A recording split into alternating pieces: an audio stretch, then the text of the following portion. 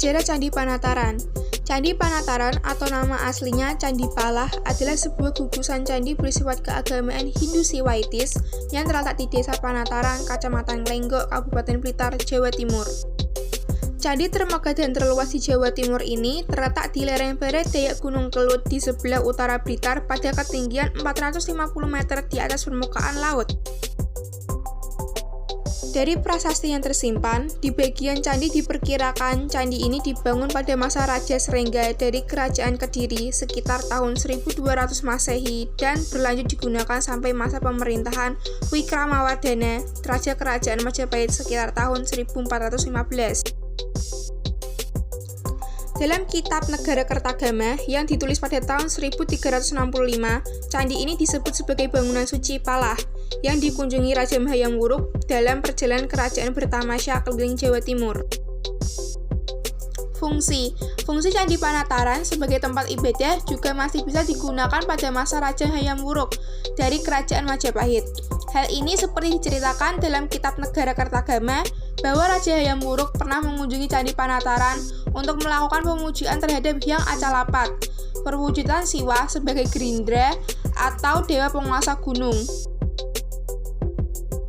Struktur bangunan candi. Candi Panataran merupakan satu kompleks yang terdiri dari berbagai unsur yaitu pagar, halaman, pemandian, candi, lantai, arca, relief, dan lain-lain.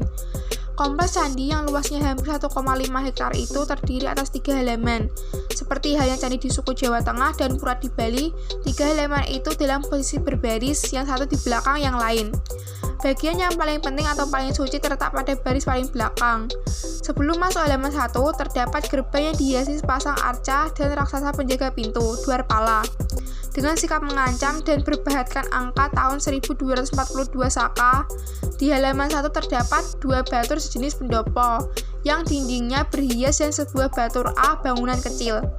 Bagian atas ketiganya itu sudah tidak ada lagi. Adanya umpak-umpak batu memberi petunjuk bahwa bangunan di atasnya dahulu bertiang kayu dan beratap dengan bahan yang mudah lapuk. Di samping itu, terdapat candi yang relatif masih utuh, bentuknya khas gaya-gaya candi Jawa Timur dengan atapnya yang berundak menjulang tinggi. Angka tahun 1291 Saka yang terpahat nyata di atas pintu yang menyebabkan candi ini disebut candi angka tahun. Di halaman 1 ini juga terdapat sepasang candi kecil. Dari halaman 1 pindah ke halaman 2, akan dijumpai lagi sepasang Dwarpala yang berukuran lebih kecil. Pada halaman 2 ini ada 2 batur bangunan berbentuk 4 persegi panjang dan 1 candi yang disebut Candi Naga. Candi ini telah dipugar tahun 1917 dan 1918 dalam keadaan tidak beratap lagi. Rupanya juga terbuat dari bahan yang mudah lapuk. Relief. Salah satu batur bangunan di halaman 1 penuh hiasan relief mengelilingi seluruh dindingnya.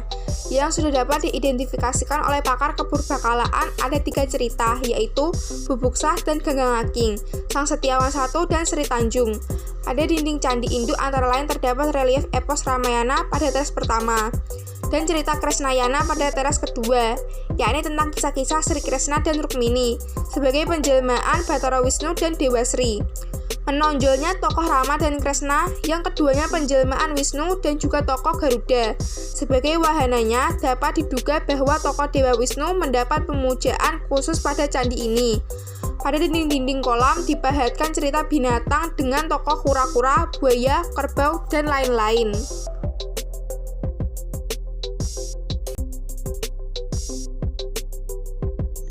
Baik, sekian dari saya, kurang lebihnya saya mohon maaf.